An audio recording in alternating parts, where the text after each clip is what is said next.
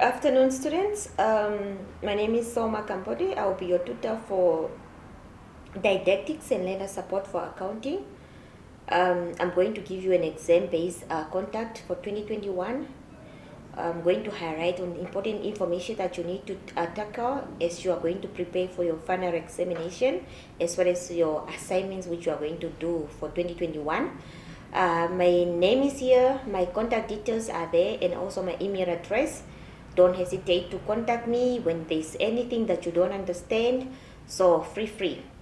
The time that you need to contact me should not be too late. Just call me between 8 and 5 during the day from Monday to Friday. Weekends are out. The introduction to this module is, welcome to this very important module in your teaching career. I'm going to enlighten you on the importance, relevance, appropriateness, type of method and assessment and evaluation in teaching and learning situation. Your module is divided in 14 units, and these 14 units which you are going to cover, basically this is just the teaching method of accounting, how you are going to incorporate teaching when you are teaching the subject called accounting to your learners. And this is the learners that are teenagers, grade 10 to 11. Or if you are lucky, you can also teach advanced level if you are trained for it.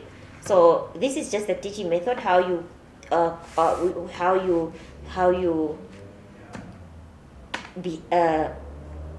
present the lesson, and how you make the lesson for accounting more exciting, more enjoyable, how you're going to assess the learners at the end of the year, etc. Purpose for this presentation: highlight key areas in these modules, drawbacks based on the assignment submitted and marked, improvement and strengthening our responses to questions, touch base on the examination expectation, emphasize the importance of studying the entire study guide first before you use those notes, set a strong foundation for examination preparation. The key areas which we are going to focus for our examinations are as follows. The methodology to use when teaching learners accounting skills. When you are going to teach learners accounting skills, we need to determine their existing knowledge through learning. Of course, you don't just start a lesson without reconsidering of the prior knowledge or the existing knowledge of the learners. First, you have to start by simplifying with what the learner already know. That is how you are going to break in with the new content, which will be a bit linked to what the learner already knows. So it will make it easier for the learners to understand. We can always start introducing a lesson to catch the interest of the students by telling stories to the learners. We can also play shops in class, especially example when you are dealing with money to our learners, so that we can calculate. We are teaching accounting, we have to do the debit side and the credit side. These are things we can play in class, like you have a shop, when you are receiving money from your customer, what increases? Is it your cash that are increasing? If your cash are increasing, the increase on research, all those kind of jokes or games that you're going to play with your students, as long as you are making the subject more interesting and fun for your learners. Debit and credit flashcards, so you're going to prepare cards, debit and credit side. We can also teach accounting by listing things. Maybe here we have to list all the items of assets, list all income, for example. No students need to discuss them. Okay. Now we are going on to the features of the ideal accounting classroom environment. How does a beautiful environment for accounting class look like? Or what are the features that should be there? For any visitor coming at your school will already tell that this is an accounting class. The visitor should see first. What should the visitor see first to be guaranteed that this is an accounting class? A safe climate for learning. It should be safe. That climate should be safe. Cohesiveness among the learners, that is accepting and respecting one another in the classroom, meaning there should be some rules displayed on the notice board. The classroom should be clean. There should be a good teacher-learner relationship. You should keep this good relationship with your learners. You should respect them. They should also respect you. You should call them by names.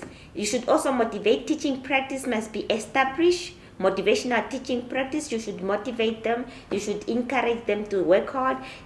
This accounting needs a lot of encouragement, a lot of practices, a lot of motivation, a lot of praises. All those one contribute to the motivation of how the learners are going to relate to you as a teacher, on how the learners are going to love the subjects accounting, instead of just having their mind blocked to say accounting is one of the difficult subjects. So already, if you are creating this beautiful classroom environment, this is how you're going to expect good results at the end of the day with your learners. Generate also initial motivation with your learners. Okay, tips for using PowerPoint in the classroom. How are we going to use PowerPoint presentation in our classroom? Learners love technology. Learners don't want every time you come to class preaching like a pastor, giving boring presentation. Learners want to see beautiful things. They want to see pictures. They want to see videos. They want to see nice things in a class. Then the class becomes very exciting and stuff. So the teacher needs to have a clear objective for every lesson. So when we are going to prepare for our PowerPoint in our classroom, in your PowerPoint, there should be objective for the day. What is it that we are going to talk about today? What is it that we want to complete by the end of the day? At the end of the day, these are the objectives that we should cover by the end of the day. The slide must be simple and not overclouded with too much information or too much text. When we are giving out PowerPoint presentation to our learners in class, let's make our slides to be more simple, straightforward, and then it should not contain too many information. Otherwise, it will become boring to read for the learners. The too many information that are not simple, that are not straightforward. Learners will not really get the point or the message that you are trying to convey to them. Key point must be emphasized in the slides. The most important information in the slides in your PowerPoint presentation should be more emphasized, or sometimes you can even bold them to make it more visible than the rest of the information, so the learners will know that these informations are very important. I should not neglect them. Each slide must be simple and it should be clear to understand. Construct in the slide must be clear. If, for example, you are giving out disadvantages and advantages of something, make sure that on the right side there are disadvantages on the disadvantage, and there should be a clear separation that this is a disadvantage, these are the advantages. You don't just write slides mixed up, then learners will not be able to know which one is which and so on. And then always prepare the lesson manually in case something goes wrong with the PowerPoint demonstration. Technology sometimes can fail us. Sometimes you are well prepared, you have all your notes and you have all your slides prepared nicely on the PowerPoint. Maybe that day your electricity will not be on. Then somehow, some way, your computer is not, the projector is not working properly. So have a backup. So have something prepared manually just in case it doesn't work. It didn't go well with the PowerPoint presentation. You can always shift to the chalkboard, and then you can deliver your manual lesson, and then the next day you can continue with your PowerPoint presentation, so to avoid wasting time and also learners to be bored in class without doing anything. Alright, we are going on to the advantages and disadvantages of computers in accounting.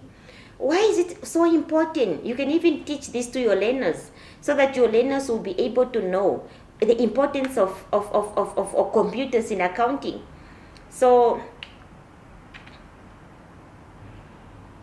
You can already see I have divided this information in two columns.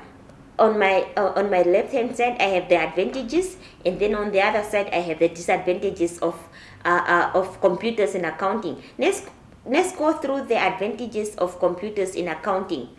In accounting, when we are using computer, it saves time because entries and calculation are done much faster. That's one. Financial information can be compiled and retrieved quickly.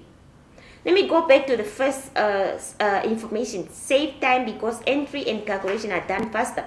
Let's say, for example, I have entries of my debtors account in my Excel, my computer now. So instead of having a calculator calculating one by one information of my debtors, I have things on my Excel. I calculate how much this debtors is owing me and how much they have paid. It's easy to calculate using a calculator because all the functions are there in the computer. Financial information can be compiled and retrieved quickly. Let's say, for example, in the computer information that I saved for 2018 about my business, I'll be able to retrieve them in my computer. They are not going to be lost or they are not going to be stolen because they are kept in my computer. Anytime I need any information, I just click wherever document for whichever year, then I can get it. It's very easy. Unlike having all sort of files and then mouses are eating those papers, they are being destroyed, they are being lost, etc., etc. Working with paper and paper waste take up a lot of space, and then it becomes untidy in the office where it has so many documents kept in the office and so on. But now we have a computer and all my folders are on. I kept all my information at once. I'll be able to retrieve this information wherever I need this information. Okay, a limited room for errors when records are done technically by people. When you have to record every financial information or transaction by hand, the possibility of having errors are there. But when you calculate this with a computer, there's a limitation on the number of errors that you are going to make. Important business information can be communicated effectively via internet, emails, electronic banking, etc. In case you need to communicate with outside the suppliers or with your customers, you can always get this info. Can you always do this information via email, internet connection, electronic or banking? People can always buy things online. People can get your beautiful pictures on your website, and then they can start ordering their goods online, and then they can make their bank transfer online, and then there's no need for people to come in the office, and then this is very fast and efficient. And then if supplies flow and availability of information to do planning, when we are going to do decision making and planning, the information is always available. Paperless work enhances speed, accuracy, and efficiency in the record keeping process. So those are the advantages of computers in accounting. And the disadvantages unfortunately on the other side is all financial information stored can be lost due to a computer damage or its software. Example, accident like fire, fraud, and burglary. Somebody stole your computer or your whole computer is gone. Every information of your business is gone. Especially if you don't have a backup, then you have to start from scratch. And then some data may be lost due to deliberate act of fraud and misappropriation by employees. Example, entering false transaction, misusing resources, etc. A computerized accounting system is very expensive since the business have to buy updates and new software over time. Migrating from the traditional method of recording your information, you have to buy new computers. You need to train these people to use computers and to use this software. All this one cost a lot of money for a business, especially for a starter. So it's going to be expensive for a business. So to get everything on track and to get everybody on board, especially if you are bringing in new system, new people need to be trained. And then you have to recruit people that are really highly educated. And then by recruiting people that are highly educated, you also need to pay these people. You don't need to pay them peanuts, because these are people that are well experienced, that are going to work with these systems and software, and then it costs a lot of money. Okay, sabotage and vandalistic behavior by employees may damage the information stored on a computer. Any system failure affects the whole accounting process. If the system is failing, the problem with technology is that we can't trust technology sometimes. Anything can happen, and the whole system the process is all ruined. Okay, now we are going to talk about the trial balance. A trial balance. A trial balance is a list of all accounts and their balances from the ledgers at a specific time. What is the purpose of a trial balance? To provide the equality of debits and credits from the ledgers in hands, providing the correctness of the double entry principle. When we are drawing up a trial balance, we want to check if our debit side and our credit side agrees. So this is where we see if there were errors made in our ledgers, because our debit side and our credit side are not agreeing. To check the arithmetical accuracy of the ledgers, if there are errors, the trial balance can be used to find them. Okay. Learners, 3 types of errors that do not affect the trial balance. There are errors that affect the trial balance. And now we are going to talk about errors that do not affect the trial balance. They can be done, but still, our trial balance is still going to balance at the end of the day. Which are these 3 errors? Which, even if they are made, our trial balance is still going to balance. Error of omission. Here, the transaction was not recorded at all. When a transaction is recorded, it affects 2 sides of the account, debit side and a credit side. But if a transaction is not recorded at all, there will be no side which will be recorded. There will be no debit side and there will be no credit side. Hence, at the end of the day, the trial balance is still going to balance, because there was nothing recorded at all on any side. Okay, and this error is called error of omission. It was omitted. Then we have error of commission. A transaction is entered in the wrong account of the same class. A transaction is entered in the wrong account of the same class. Let's say, for example, what's supposed to be,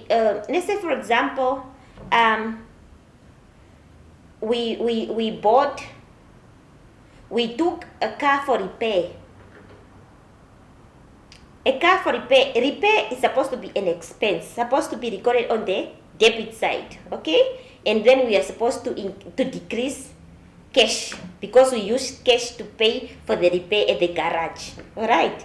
But because the person that we recruited to record our accounting information is inexperienced, instead of recording repair, she recorded motor vehicle. Motor vehicle is what? It's an asset which is also going to be debited, because it's like we bought another vehicle. And then the cash is still decreasing. Can you see? The class is the same, although we have recorded the wrong account. The trial balance is still going to balance. Okay. Error of principle. A transaction is posted to the correct side of the wrong type account. Example, an asset entered in the expense account is still going to balance, although recorded under wrong account. Now we come to suspense account and reason for opening a suspense account. Many people do not understand what is a suspense account. A suspense account is an account in the general ledger in which amounts are temporarily recorded, meaning a bookkeeper is unsure where to post an item. An entry is going to a suspect account. So in other words, a suspect account is there to accommodate accounts which does not fall anywhere, for example, in any general journal or general ledger. So where else can you accommodate this account? You create a suspense account. There is a difference in a trial balance, and a suspense account is opened with the amount of the difference so that the trial balance agree pending the discovery and correction of the error accusing the differences. This is the only time an entry is made in the records without a corresponding entry elsewhere. Ways. Now we are moving on to another issue. What are the ways of engaging the school parents, the school and the parent and community in supporting accounting teaching and learning? How are we going to engage the school with the parents and the community when it comes to supporting accounting teaching and learning? We need to encourage home environment, which includes supervising and structures such as limiting the television viewing time and providing sufficient homework. This is the only way we by giving more homework and activity to be done at home. This is the only way you are going to make parents be part of the learners' activity.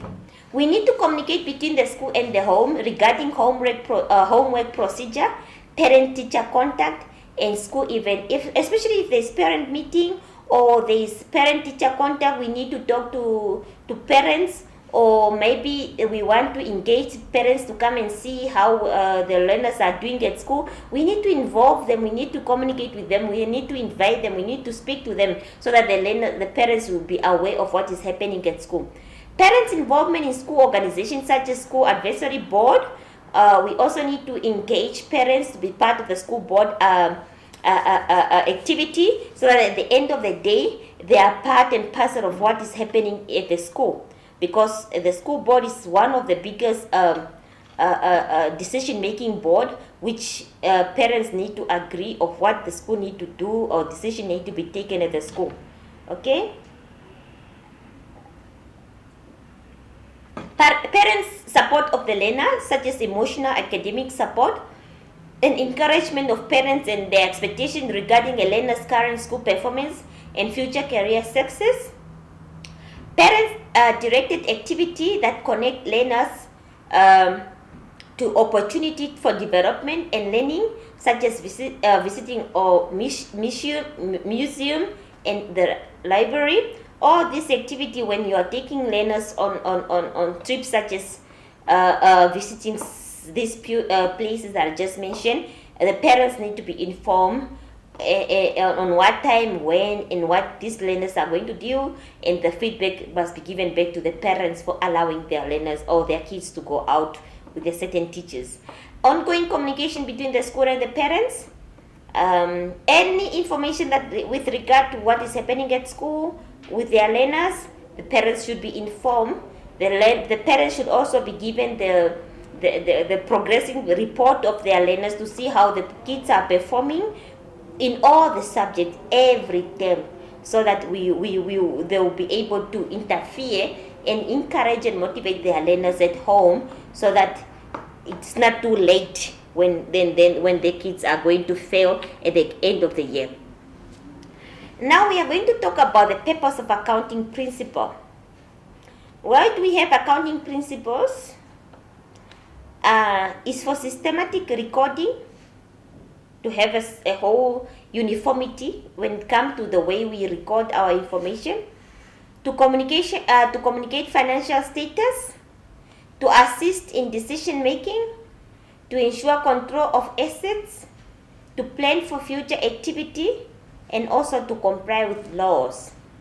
Laws, I'm talking about the accounting principles should be followed, so that even for tax purposes, when your business is going to pay for tax, it has used the right methods and the system in place, which are also in line with the one which is acceptable for tax purposes.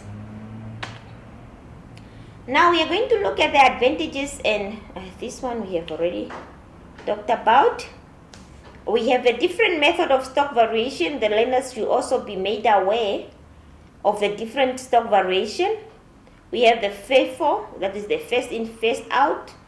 According to this method, the inventory that comes in first will be issued in the production phase. So they look at the information given to work out the prices according to the eldest stock received.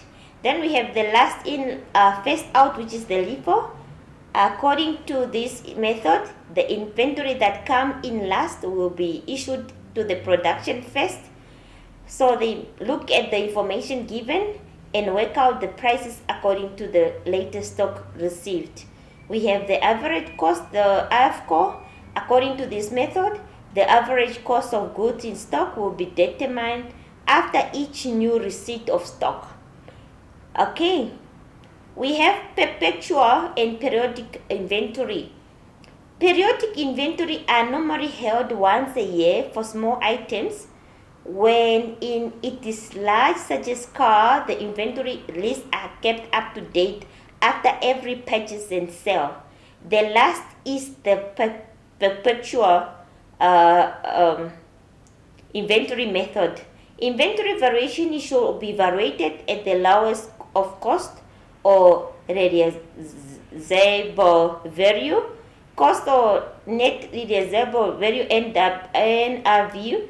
Cost will include buying price, transport costs, other costs such as commission. Key question to guide the teaching of depreciation. How are we going to tackle this topic on depreciation? What is the price of a new vehicle? Debit depreciation and credit the vehicle. What will the effect on the accounting equation be? Assets are decreasing and owner's equity decreases. What principle of GAAP have you applied? The materiality principle, where the item will be stated as at its real value at the time of the financial statement. When I'm talking about real value, I'm talking about the money. When you bought this an asset, at the end of the year, you don't record the cost price because the depreciation could have taken over. So you subtract depreciation, then you get the real value that you're going to record in your financial statements. Then we have to define a break-even. How to calculate the break-even point, the benefits of calculating the break-even point, etc. Okay, with a break-even, it's a point where total sales equal to total assets, where a situation whereby our costs are equal to our revenue, where there is no profit made. It's break-even. There is no profit and there is no loss. So a break-even is equal to fixed asset divided by contribution. So contribution, how do we get contribution? Because most of the time fixed assets, it's already given to you, but the contribution is never given to you. So the formula for calculating break-even is equal to fixed assets divided by contribution. How do you get the figure for contribution? Contribution is equal to selling price minus variable cost. This information will be given to you, especially the selling price and the variable cost. So once you subtract these two, then you get the contribution, which you are going to divide from the fixed asset, then you get the break-even. So then you will be able to know at this point, if I sell this number of units, I will be making no loss and I will be making no profit at all. The benefit of a break-even analysis is that the graph gives a clear picture at which point to make a profit and at which point the business is likely to make a loss. Therefore, a break-even point assists the owner in making strategic decision. When we are using a break-even point for business people, it will help us to know if I saw this number of unit, I will not get a profit, because I know this area is an area for a loss, because I already know by calculating the break-even point how many points, how many units would they insure me to make a profit, and how many units would they insure me to make a loss. So already when I'm going to do my setting, I already know that at least I should sell this number of units so that I'll be able to go above the break-even. You know, when you go above your break-even, that means you're going to make a profit. But otherwise, if you go below your break-even, then that means you're going to make a loss. Okay, why the balances in the bank statement and the cash book differ? Why sometimes the information that you have at home in your cash book are not the same information that you have at the bank in your bank statement? Why so? It's because of outstanding deposit. Let's say, for example, you just received money from your customers, but this money was never deposited in your bank account. How will your bank statement reflect this amount of money? Of course, this information will only be known in your cash book, but at the bank, it is not known because it's not deposited.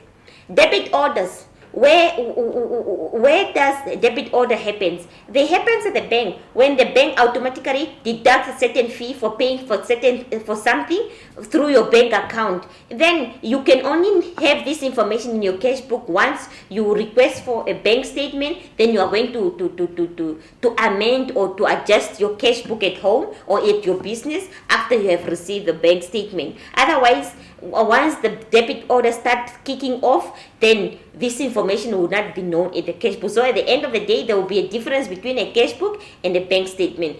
And then electronic transfer through the bank again. So when we do electronic transfer using the bank application, for example, cell phone banking or internet banking, then these informations are just known at the bank in the bank statement, but only if you adjust your information in your cash book.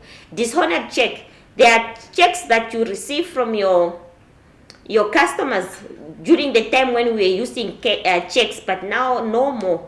We don't use checks anymore. Let's say, for example, you receive a check for payments from one of your debtors to pay off their debts. Now, this information is just recorded in your cash book that payment came through, but in your bank statement, not yet, because you haven't cashed this check. But if it's dishonored, like it's rejected, again, there will be no payment made at the bank statement, but your cash book is reflecting the payment from this person. But because the check was rejected there at the bank, then there is still pending. Bank errors. Maybe a bank made errors. They overcharge you, or some payments was done which were not supposed to be done from your bank. Or sometimes error can be done by yourself, you at home or in your business when you are recording your financial information. You forgot to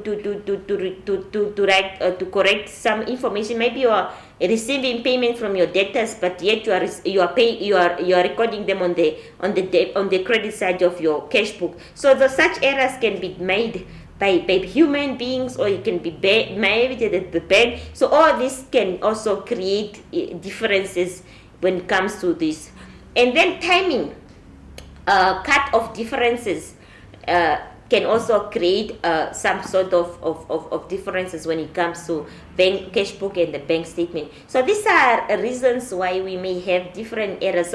So when we are going to do the bank reconciliation and the cash book, we really need to get the information, both our cash book should have and also our bank statement. Then we need to compare, and where information are missing on the other side, we amend or we adjust, so that at the end of the day, these accounts, these two books agree, or they have the same amounts.